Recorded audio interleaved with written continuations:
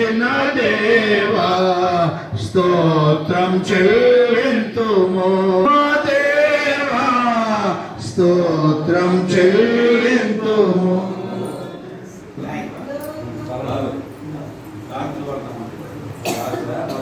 ఆదియు అంతము లేని ప్రభుడని ఆరాధనకు పాత్రుడని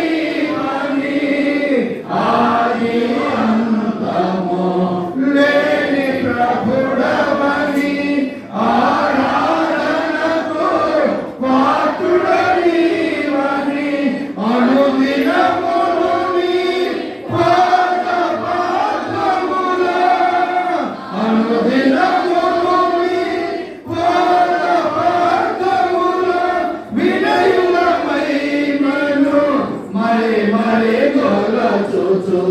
వినయులమై నిన్ను మరే మరే కొలచుచు స్తోత్రం చెల్లింతుము మా దేవా స్తోత్రం చెల్లింతుము. ప్రశ్న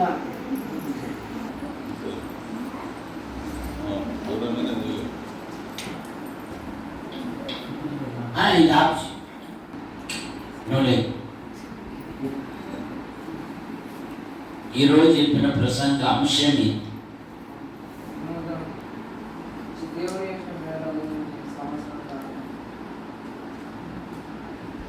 నేను చెప్పలేదు.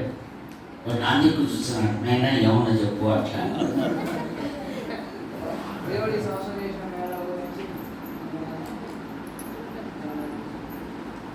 నువ్వు ఆప్ చెప్పినావు కనుక ఆత్మ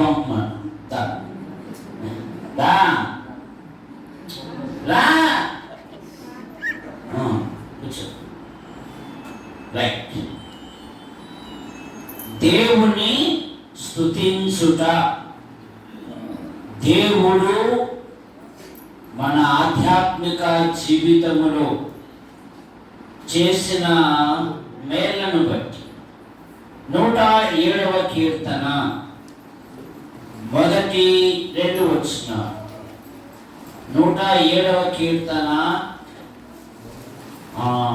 మాస్టర్ గారు చదువుతారు. అయ్యా ప్రభు కుమార్ ప్లేస్ నిలబడి అది తిరుగు, అది ఇదిగో మైక్ తీసుకో. మొదటి 2 వచనాలు. యెహోవా దయాళుడు, ఆయన కృతజ్ఞతాస్తుతులు చెల్లించుడి, ఆయన కృప నిత్యం ఉండును. యెహోవా విమోచించిన వారు ఆ మాట పలుకుదురు గాక.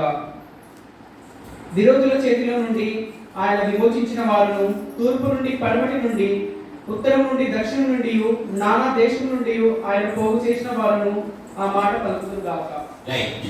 దయాళుడు, ఆయనను స్తుతించుడి. ఎవరు పలుకుతారంట మాట?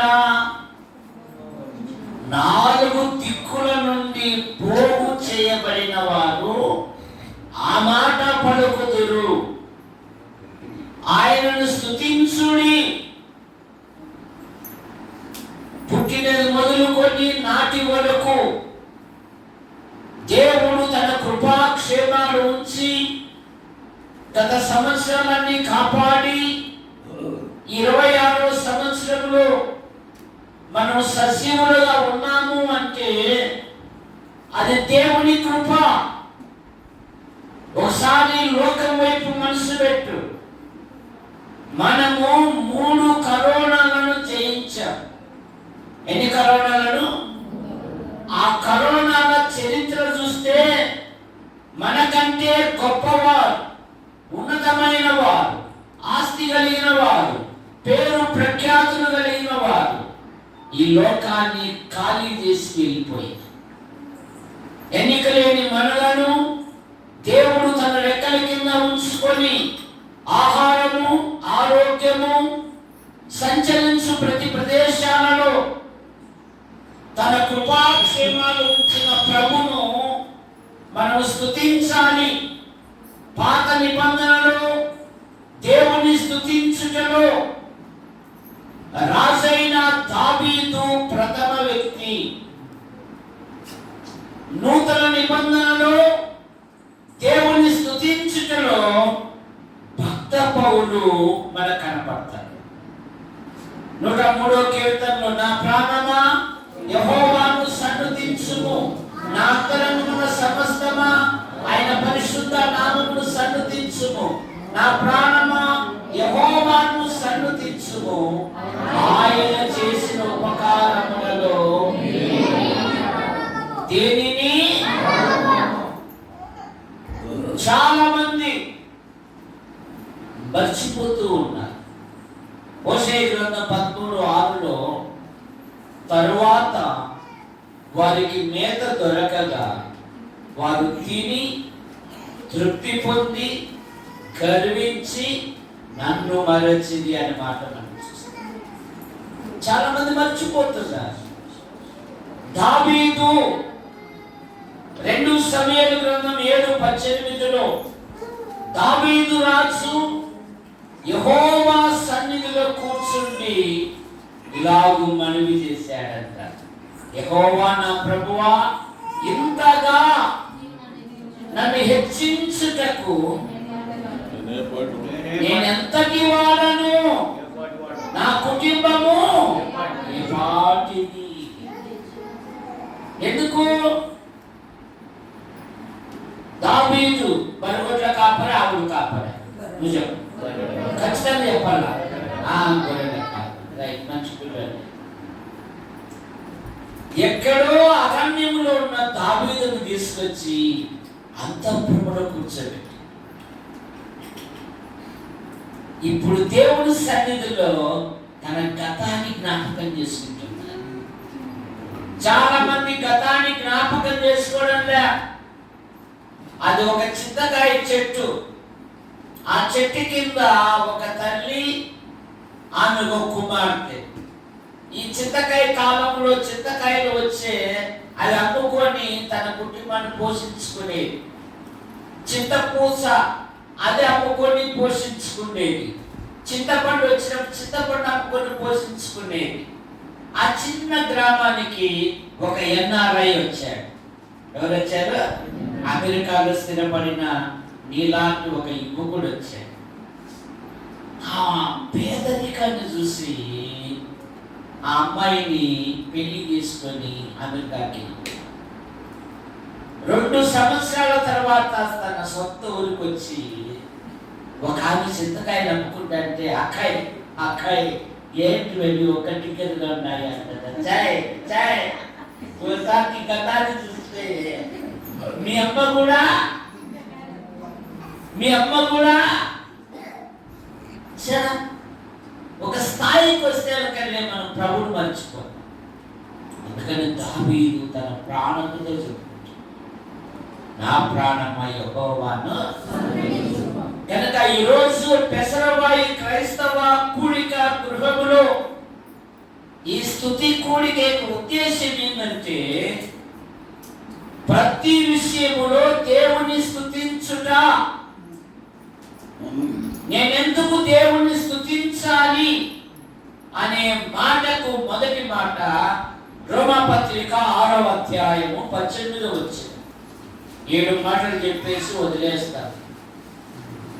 రోమాపత్రిక 6:18 పాపము నుండి విమోచింపబడి దేవునికి దాసులైనందున దేవునికి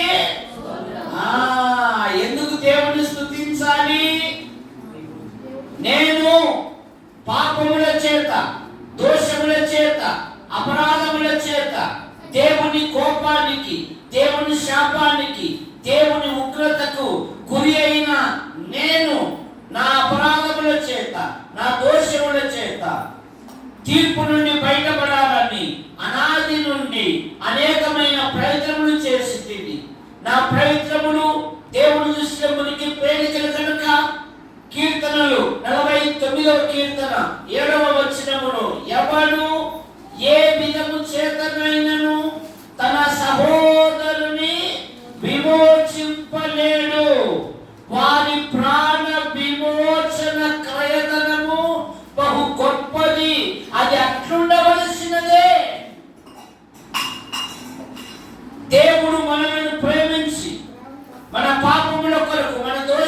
కొరకు, మన అపరాధముల నిమిత్తమై ఆయన శిలువలో బలియాగమై తన రక్తాన్ని చిందించాడు. యేసు రక్తము ప్రతి పాపము నుండి మనలను పవిత్రులుగా చేయును.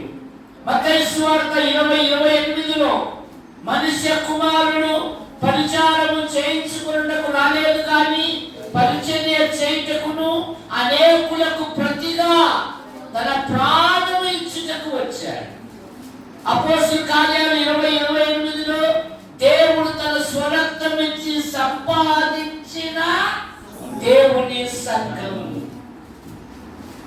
దేవుడు నిన్ను నన్ను తన అమూల్యమైన రక్తముతో కొన్నాడు. మనలను పితృ పారంపరమైన మీ వ్యర్థ ప్రవర్తనను విడిచిపెట్టినట్లుగా వెండి బంగారముల వంటి క్షయ వస్తువుల చేత మీరు విమోచింపబడలేదు కానీ నిర్దోషము నిష్కలంకమునకు అమూల్యమైన క్రీస్తు గొర్రెపిల్ల చేత మీరు విమోచింపబడింది.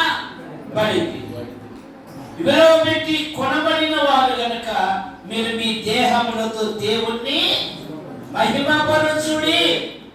కనుక ఎందుకు దేవుని స్తుతించాలి? దేవుడు నన్ను ప్రేమించి, గలతీ పత్రిక 2:20లో చదువు ఒకసారి గట్టిగా చదవాలి. యువకులు ఈ మధ్య బైబిల్ చదవడం లేదు, బోర్డులో పడిపోయినారు అందరూ.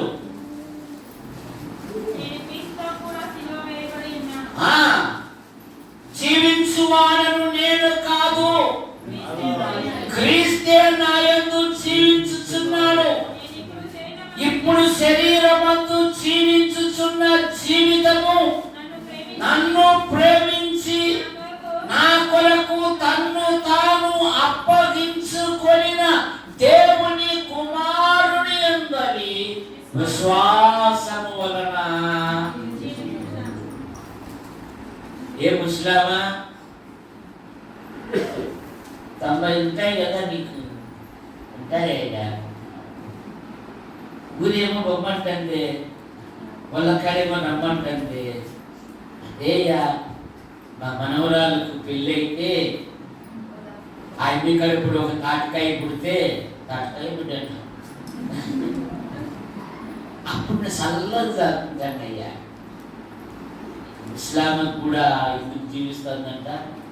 నా మనవరాలకు పెళ్లి కావాలా, పెళ్ళి అయినాక ఆమె ఒక బిడ్డ పుట్టాలా, ఆ బిడ్డ పుట్టిన తర్వాత నేను చల్లగా చాలుకుంటాను. కానీ ఇక్కడ పౌలు గారు అంటున్నారు, ఆయన నన్ను ప్రేమించి నా కొరకు తన్ను తాను బలిగా అర్పణముగా అర్పించాడు. ఇక జీవించు వాడను 26 సంవత్సరములో ఇక జీవించు నేను ప్రభు కొరకే జీవించాలి. ఎన్ని శ్రమలు వచ్చినా, ఎన్ని బాధలు వచ్చినా, ఎన్ని ఇరుకులు వచ్చినా, ఎన్ని ఇబ్బందులు వచ్చినా, ఎన్ని అపవాదులు వచ్చినా క్రీస్తు కొరకే. మా ఊరికి ఒక ఉద్యోగస్తుడు వచ్చాడు. ఆయన దాదాపు 6 అడుగులు ఉంటాడు. భార్య గాలి గుచ్చి కొట్టుకొని పోతాడు. అర్థాయినాడంటే మాట్లాడతాడు. ఆమె కొడవలిచ్చి భర్తకు, నా జీవితంలో నీకు తప్పు అనిపిస్తే నిలువున నన్ను నరుకొని, నా జీవితంలో నీకు ప్రవర్తన విషయంలో తప్పు కనబడితే నన్ను నిలువున నరుకొని. అలా ప్రభు కొరకు జీవించాలి. నింద లేని జీవితం, నింద తీసుకురాకూడదు. యవన పిల్లలు ఇంటికి గుర్తుపెట్టుకోండి, ఈ మొబైల్ ఫోన్ వచ్చినాక వలస వావి అనే పదము లేదు. కోరిక తీరితే చాలు అనే యువతరం ఉండిపోయినారు. ఆదికాండం 6వ అధ్యాయంలో మనకు కనబడుతుంది. దేవుని చెప్పు భూమి మీద విస్తరించారు. దేవుని కుమారులు నరుల కుమార్తెలతో కలిసిపోయారు, తమ మనసుకు నచ్చిన వారితోనే మాట్లాడాడు. ఏమైంది? తమ మనస్సుకు కోరిక తీరితే చాలు, జాగ్రత్త. మన కుటుంబాలను మనం కాపాడుకోవాలి. అవ్వ తల్లి కలిసి ఒక యువకుని ఏం చేశారు బైబిల్లో? ఏది పెంచినారు? ఛార్జీ పెంచినారా? ఏది పెంచినారు చెప్పు? తిమోతిని ఒక దైవజనునిగా పెంచారు. అసలుకు యవనస్తుడు 2 సంఘాల సహోదరుల వలన మంచి పేరు పొందిన వాడంట. 2 సంఘాల బాధ్యత కలిగిన సహోదరుల వలన మంచి పేరు. యెహోవా యందు భయభక్తులు కలిగిన స్త్రీ కొనియాడబడును.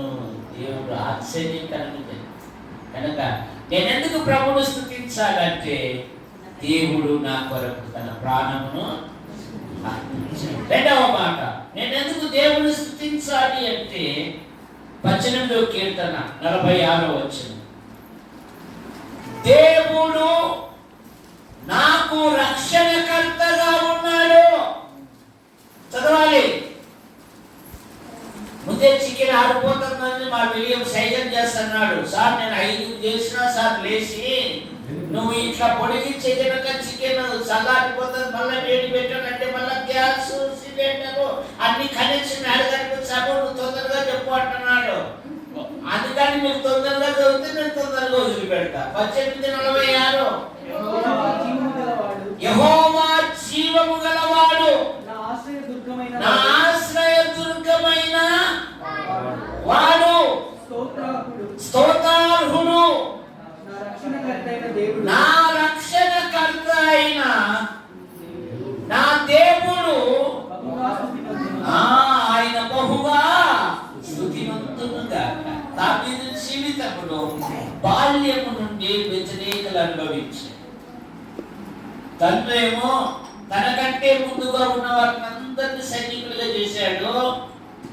దావీదు దగ్గరికి వచ్చాకళ్ళే వృద్ధుడైపోయాడు. అరే మీ అన్నల్లాగా చదివించలేదుగా. మార్కెట్లో పెద్ద మాంసం కంటే పొట్టేలు మాంసమే కేజీ 1000 రూపాయలుగా. 4 పెంచుకోరా, బాగుపడతావు.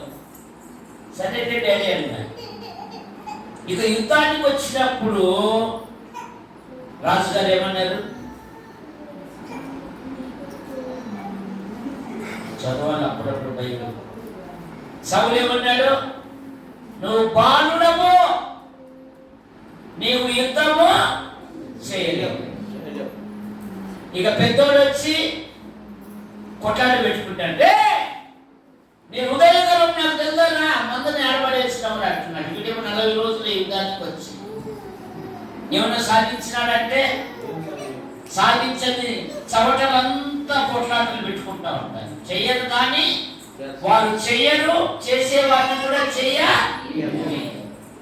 కానీ దావీదు అంటున్నాడు నాకు ఒక అనుభవం ఉంది. ఏమనుభవము చెప్పాలి? చాలా పెట్టుకున్నప్పుడయ్యా, సింహం యొక్క బలము నుండి, ఎలుగుబంటి బలము నుండి నన్ను తప్పించిన దేవుడు ఈ ఫిలిస్తీని చేతిలో నుండి విడిపించిన. యుద్ధం యెహోవాదే. సౌలు వలన దావీదు కొండల్లో, లోయల్లో, గుహల్లో, అరణ్యంలో దాక్కున్నాడు. కానీ దావీదునకు దేవుని వాగ్దానం ఏమంటే దావీదు ఎక్కడికి పోయినను యెహోవా అతనిని కాపాడుచు. 1 సమూయేలు గ్రంథం 23వ అధ్యాయం ఆఖరి వచనంలో సౌలు అతని జనులు ఒక తట్టును, దావీదు అతని జనులు ఒక తట్టును పరిగెత్తుతూ ఉంటే సౌలుకు చిక్కే సమయంలో దేవుడు ఆశ్చర్యకరమైన పంపాడు. సౌలు గారు ఆ దావీదు కథ మళ్ళీ చూసుకొచ్చి కానీ దేశంలో దెబ్బలు పడ్డారంటే సౌలు తన ప్రయత్నం విరామించుకొని వెళ్ళిపోతే ఆడ ఒక పేరు పెడతాడండి, సెలహా లెమ్మా లెకోతు భయ విముక్తి శివ. 34వ కీర్తన 4వ వచనంలో నేను యెహోవా యొద్ద విచారణ చేయగా ఆయన నాకు ఉత్తరం ఇచ్చెను, నాకు కలిగిన భయములన్నిటిలో నుండి ఆయన నన్ను. నేను ఎందుకు దేవుని స్తుతిస్తున్నానంటే ఆయన నాకు ఆశ్రయ దుర్గము. మీ ఊర్లో గురుసు ఉందా లేదా? దాని ఉద్దేశం ఏంటి?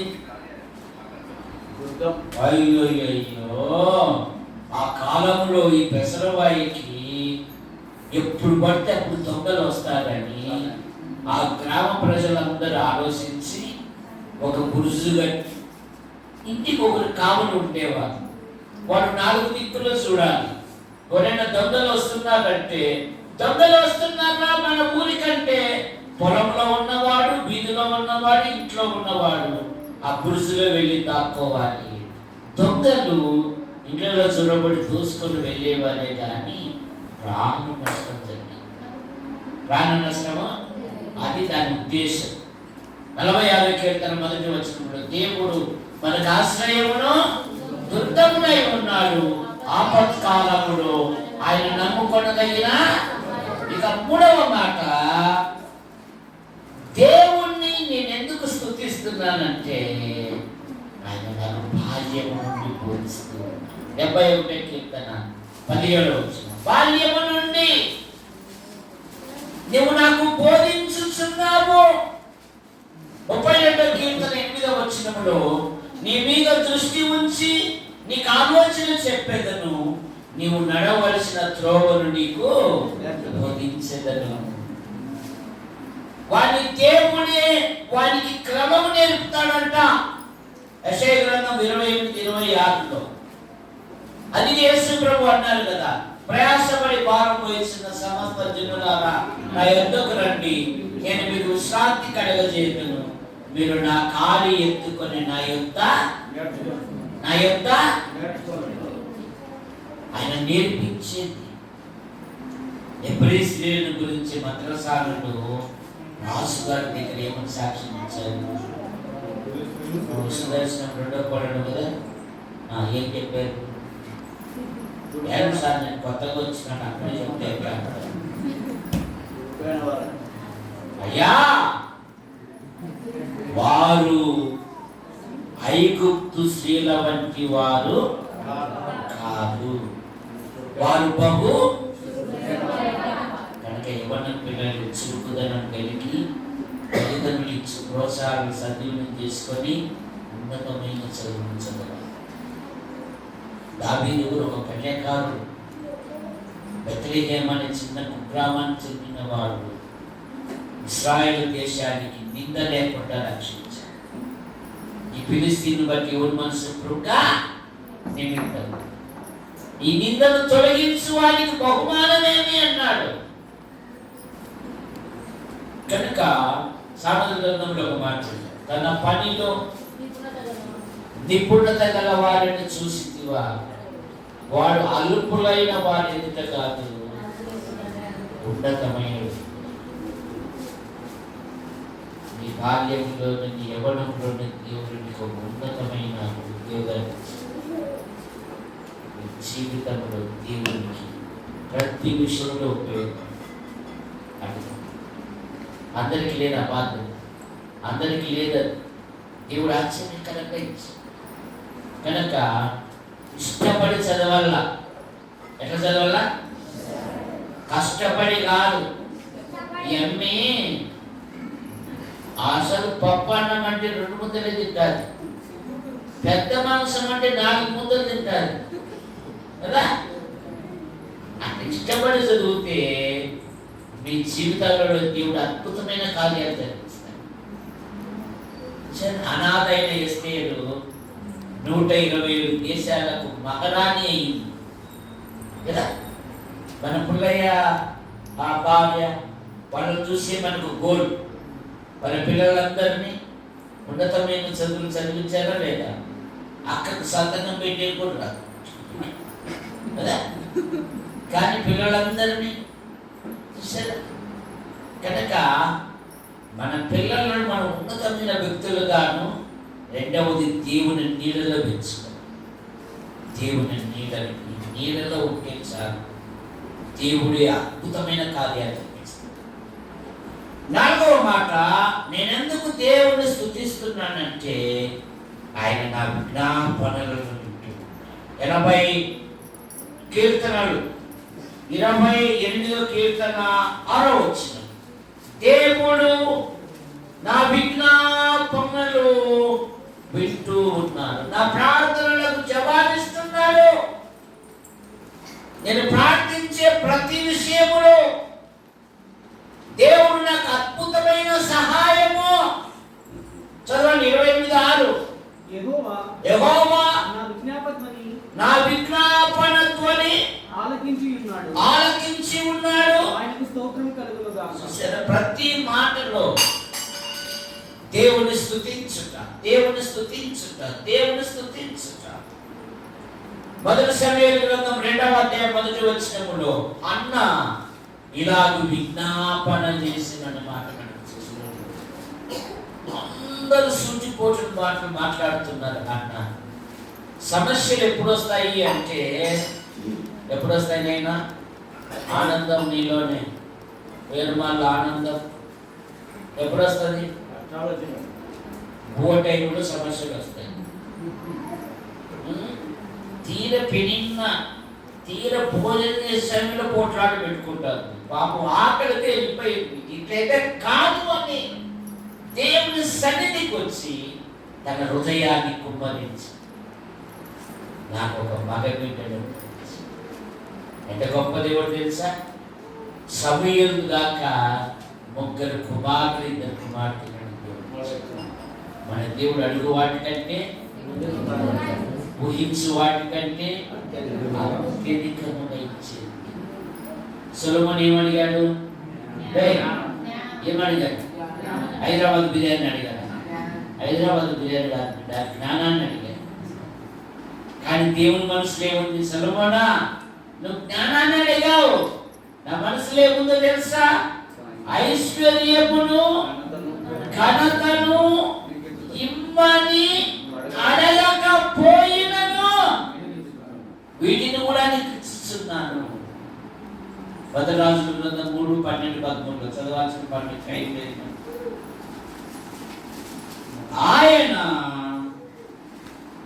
నా ఆధ్యాత్మిక జీవితంలో నాకు ఆశ్రయముగా ఉన్నాడు. 2, నా అవమానమును తీర్చిన దేవుడు. 2 1 సమూయేలు గ్రంథం 25వ అధ్యాయము 39వ వచనం, నాబాలు యొక్క పశువుల కాపరులు కర్మెలులో వారు కాపు కాయసు అని పెంచుకున్న దినాలలో దావీదు అతని జనులు ఈ నాబాలు యొక్క పశువుల కాపరులకు ఎలా ఉన్నారంటే దేవదూతల్లాగా ఉన్నారు. కర్మేలులో ఉన్నంత వరకు వాళ్ళు ఏమీ పోగొట్టుకోలేదండి. ఇప్పుడు శుభ సమయాన దావీదు పంపారు. నాబాలు గారు, ఈరోజు శుభదినం కదా, నేను కూడా నీతో పాటు సంతోషిస్తాను. దావీదు ఏమంటాడు తెలుసా? మీరు ఆ యజమానునితో మాటలు కూడా నేర్పిస్తున్నాడు. ఎక్కడంటే మాట్లాడకండి, మీరు ఆ ధనవంతునితో మీరు ఇలాగ మాట్లాడు, అవమానం చేసి పంపుతారు. అబీగాయేలు వచ్చి ఈ దోషము నాదని ఇక తాగిన మైకము మత్తు దిగాక, ఏమండి రాత్రి ఏం జరిగిందో తెలుసా? అసలు మీరు ఏమన్నారో తెలుసా? ఏమన్నాను? బలాఢ్యుడైన దావీదు, దావీదు అన్న మాట ఇంటనే ఇనుకుంటే కురుసుకొని పోయిందని. చదవండి 25:39 1 సమూయేలు గ్రంథం. నాబాలు చనిపోయినని దావీదు విని యెహోవా నాబాలు చేసిన కీడును అతని తల మీదకి రప్పించెను. కనుక తన దాసుడైన నేను కీడు చేయకుండా కాపాడి నాబాలు వలన నేను పొందిన అవమానమును అవమానము తీర్చిన యెహోవాకు స్తోత్రము కలుగునుగాక. నేనేం చేసినానయ్యా? వాళ్ళు చక్కగా కాపాడినండి. కెయ్యిల ప్రజలు కూడా కృతజ్ఞత లేని వారు. ఆ కెయ్యిల పట్టణానికి శత్రువులు వచ్చి ధాన్యం దోసుకుని వెళ్ళేవారు. ఆ దినాలలో ధాన్యమే ధనం, ధాన్యమే ధనం కదా. మీరు బాగా రైతులు కదా, మీకు బాగా తెలుసు. విత్తనం వేసి పండించి తీరా ఎక్కువ అప్పుడీలు కూడా సిద్ధం చేసి మార్కెట్కి తీసుకోవాలని ఆ సమయంలో దోచుకొని వెళ్తా ఉంటే దావీదు విని వాళ్ళ ధాన్యాన్ని రక్షిస్తే, ఇప్పుడు కెయ్యిలకు సౌలు వస్తున్నాడని తెలిసి సౌలు ఏం చేస్తాడంటే, దావీదు ఏం చేస్తాడంటే దేవుని యొక్క విజ్ఞాపన చేస్తాడు. ఈ కెయ్యిల ప్రజలు నన్ను అప్పగిస్తారా సౌలు కంటే? తప్పకుండా అప్పగిస్తారు. కృతజ్ఞత లేని వారు. అందుకనే దావీదు నా అవమానము తీర్చిన దేవునికి స్తోత్రం. గిల్గాలు అనగా అవమానము తీర్చే దేవుడు, ఆనందించే దేవుడు. చాలా మంది దేవుడు అంత పుల్లయ్యకి మాకేం లేదు అని అనకూడదు. యేసుక్రీస్తు కొందరికి కాదమ్మా, గట్టిగా చెప్పు. లేదు చెప్పరా? అందరికా కొందరికా? సూర్యుడు అందరికా కొందరికా? వాన అందరికా కొందరికా? చలి అందరికా కొందరికా? దేవుడు ఆశ్చర్యకరంగా ప్రతి వారిని తగిన సమయమందు లేవనెత్తాడు. బైబిల్ చెప్తుంది కదా, దేవుడు తగిన కాలమందు మిమ్మును తప్పకుండా కొట్టండి. మా యువకుడు ఆనందం చక్కగా వాక్యం చెప్పాడు. దేవుడు తగిన కాలమందు మిమ్మల్ని హెచ్చించినట్టు ఆయనకు లోబడి ఉంటే చాలు. ఆయన సమయంలో ఆయన తీసుకొచ్చి అలా కూర్చోబెట్టాడు. నమ్మకంగా ఉండాలి. దేవునికి ఎలా ఉండాలా?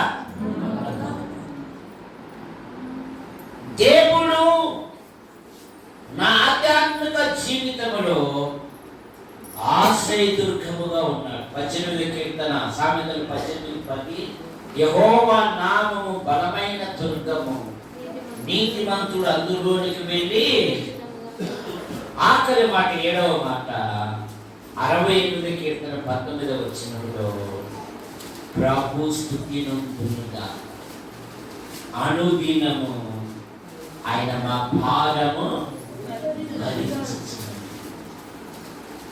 కుటుంబములో లోక సామెత ఉంటుంది, సంసారం పుట్టు. కనుక నీ కుటుంబంలో ఎన్ని బలహీనతలు ఉన్నా వింటారు కదా అని చెప్పావనుకో, పెసరవాయి కదా గడివేల మండలానికి అంతా తెల్లారడుగులు సాటించేస్తాం. ఆ పొద్దున దాని నుంచి కదా పంచ పద్దరు సొక్క టవా కదా. నువ్వు అనుకోకుండా వాళ్ళ ఇంటికి పోయినామే, వాళ్ళ ఇంటి ఉళ్ళు బయటకులు లేవే. కనుక ఈ సమస్య లేదు, ప్రభుత్వం మాత్రమే ప్రార్థన చేయాలి. క్రైస్తవ సహోదరి, నా దీపం వెలిగించువాడు నీవే అని దావీదు అన్నట్టుగా స్టవ్ వెలిగించేది. దేవైన చర్య నా ప్రతి అవసరం తెలుసు అని ప్రార్థన చేసి నువ్వు స్టవ్ వెలిగించు, ప్రతి ఎక్కడ తెలుసు. మీ అందరికీ నూతన సంవత్సరాల శుభాకాంక్షలు. అబ్బాయి ఏ పేరు? సహోదరులారా, మన ముగ్గురు సహోదరులు మనకు చక్కగా వాక్యాన్ని మన మధ్యలో అందజేశారు. ఇప్పుడు మనము దేవుడు 25వ సంవత్సరంలో మనకు చేసిన మేలును బట్టి ప్రతి ఒక్కరు కుటుంబంలో కానీ వ్యక్తిగతంగా కానీ వారి యొక్క సాక్ష్యాన్ని వారికి చేసిన మేలు పంచుకోవాలి. ఫస్ట్ మన సహోదరుడైన పుల్లయ్య గారిని పిలుస్తున్నాం. దేవుడు వారి కుటుంబంలో చేసిన మేలు అతనికి మనకి తెలియపరుస్తాడు.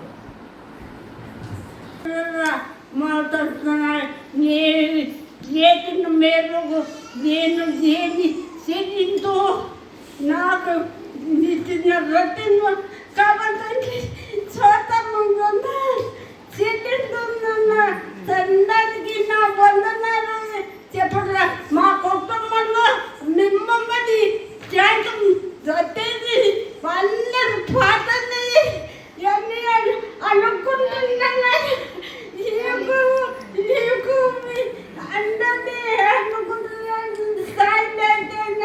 అందరి పాటలు కుటుంబంలో నెమ్మది లేదు, సాధన లేదు. అందరి వందనాలు.